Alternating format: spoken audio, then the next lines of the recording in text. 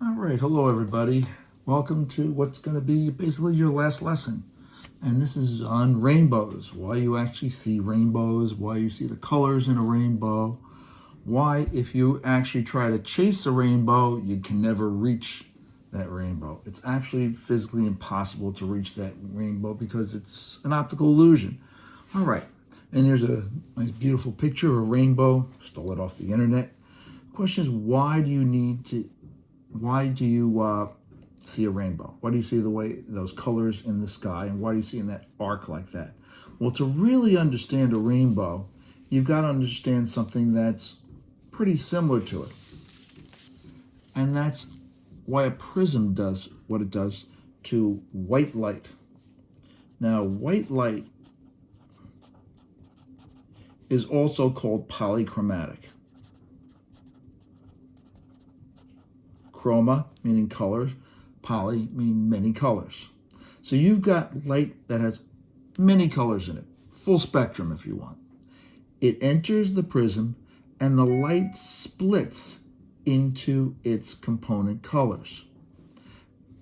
Of course, it's going to bend towards the normal like we usually see, and then it's going to exit the prism on this side and continues to separate into its colors. Why does that happen? Well, to understand it, we got to take a quick look at our reference table. And here are our indices of refraction. We've got light, we've got air, corn oil, diamond, yada, yada, all the way down. These are only really good for one color of light. It's only good for this frequency of yellow light, 5.09 times 10 to the 14th hertz. If you have a different color, these numbers actually change a little bit. And that is called dispersion. And dispersion is when different frequencies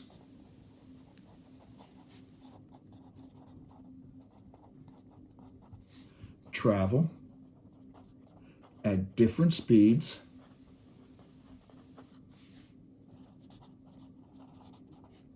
in a medium.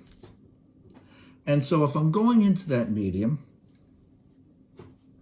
what happens is no matter what, let's say I've got light going from air into glass.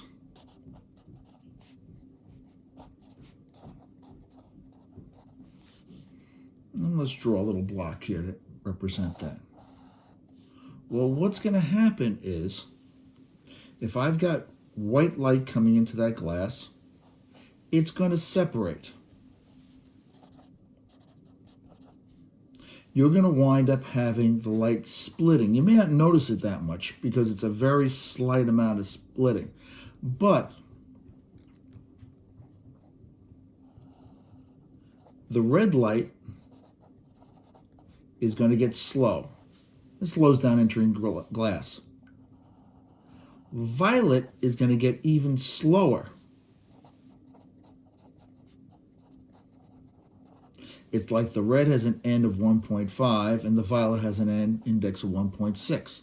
It's actually going to get slower and bend closer to the normal. That's because the violet's got a higher frequency. It actually has a little more energy on it. If you recall the lesson on speed of light, the photons tend to get more tangled up, if you want to look at it that way, in with the atoms inside of the glass, and get to slow down if they've got a higher frequency. Well, how does that work with a prism? How does that give us those colors? Well, let's take a look at a prism. Let's say I've got white light. Okay?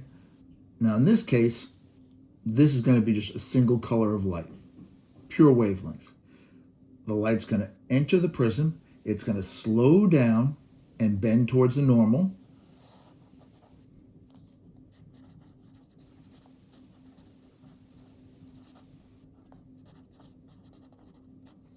Just like you see here. And then as it goes from the glass out into the air, it's going to speed up and bend away from the normal.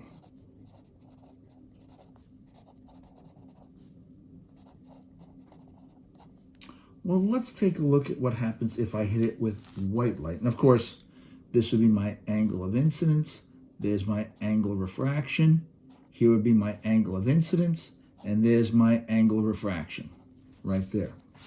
Let's say I've got white light going into that prism. Well, here's going to be my angle of incidence. It enters the prism and the light gets slower. Now the red light, let's use n equals 1.5. It's not really that big a difference, but it's a good example. Slows down to 2 times 10 to the 8th meters per second if you've got an index of 1.5. The violet light gets even slower, n equals 1.6. It's got a speed of 1.88 times 10 to the 8th meters per second. This guy, they're both going to bend towards the normal, but this guy, the violet, bends closer to the normal because it's slower.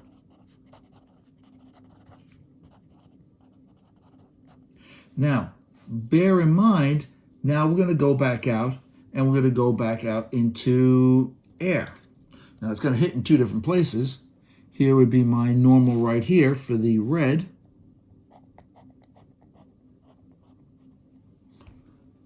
And here would be my normal right here for the violet. Because you got 2 different normals, it's hitting in 2 different spots. They're both going to bend away from the normal, but keep in mind, they're all going to 3 times 10 to the 8th meters per second. The violet had a relatively greater increase in speed.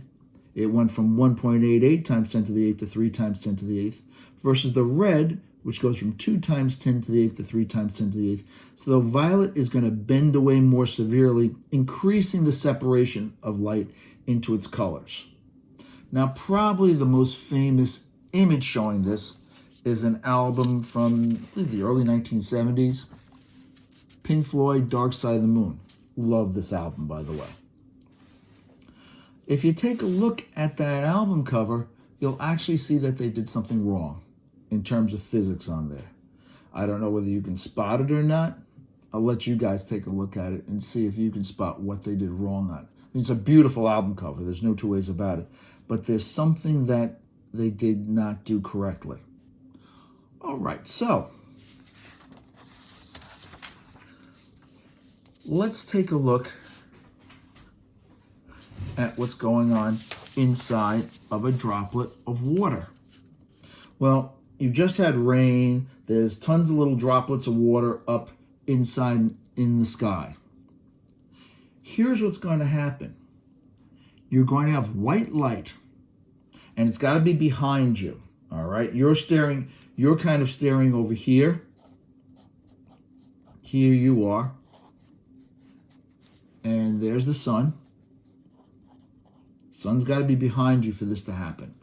The white light comes in, enters the droplet, bends towards the normal, and because the different frequencies travel at different speeds, it separates into the colors. Now, it's going to go inside that droplet, it's going to hit the surface of the droplet, and make sure you remember that 3 things happen when light hits or a wave hits a new medium. Some of it's going to get transmitted, goes outside, some's going to get absorbed, and some gets reflected. It's the reflection that's going to cause that rainbow.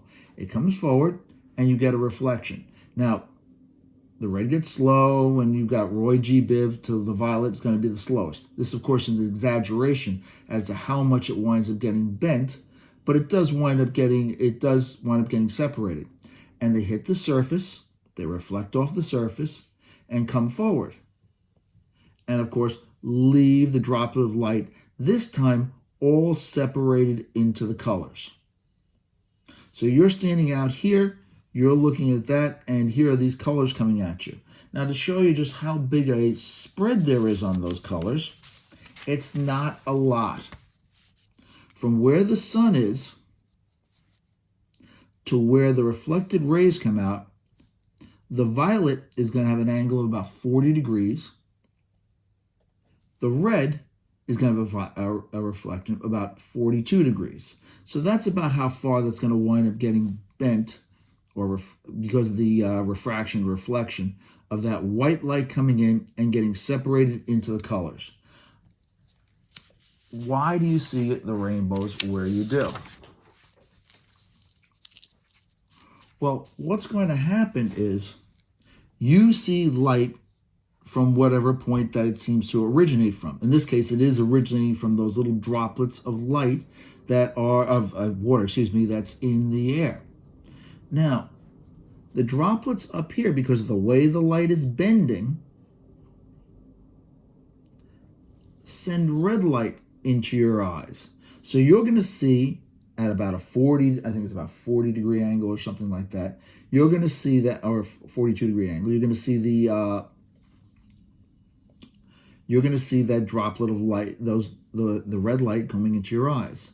The violet, because it is bent more severely, okay, and that comes at a different angle, the droplets down lower here are sending violet light into your eyes. So you see red here and Roy G. Biv down to violet over here.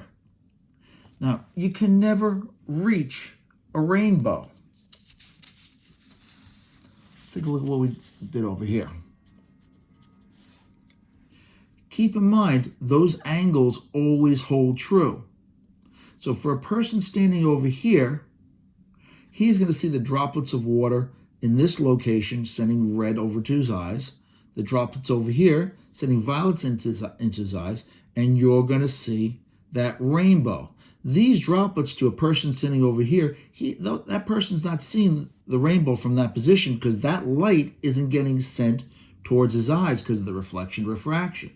However, a little further, these droplets that are further out in space, actually a little further away from him, but about the same distance away from where these droplets were from this guy, we'll call this guy A, we'll call this guy B.